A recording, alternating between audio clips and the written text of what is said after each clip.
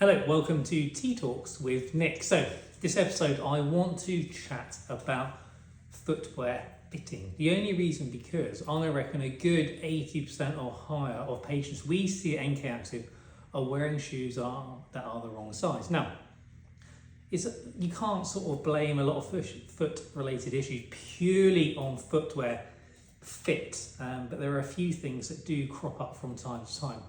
For example, if you're a runner and you get a lot of blackened toenails, then this is normally because your shoes are too small. And there are a few issues along the way. Normally, people forget that an adult human foot will change size during its lifetime.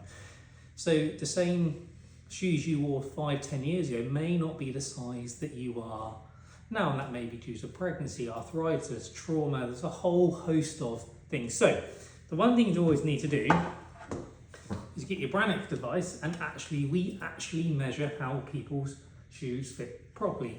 Now, the one thing I will say with that, when you're fitting shoes, ignore the size on the label and focus on the fit. Shoe brands are like clothes and bank accounts. Once we've got a brand we like, we stick with them for life. So they all fit slightly differently, and they deliberately do that so you get that brand loyalty. So when you're measuring a foot, you've got three key measurements. You've got what we call heel to ball or heel to sort of toe joint length. This measures basically the length of your arch, and then you've got the whole foot length, heel to end of toe, and then you got the width as well. And measuring all those three things is really important. But in reality, what does it look like? When you are fitting a shoe, and if a shoe has a slight rocker built into it, where the shoe starts to rock forward, that's where you want your big toe joint to be.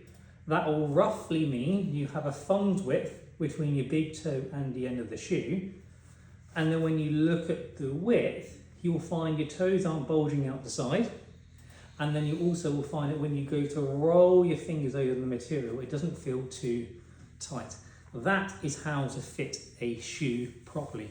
So that's how all your shoes should fit. Forget about the label, the size on the label, and just focus on that, and that will tend to help you with a lot of foot-related issues. So that means you don't have to start going up a shoe size in your trainers, because normally that means one of your shoe sizes is just too small and your shoes don't fit. So there we go, another Tea Talk episode with Nick.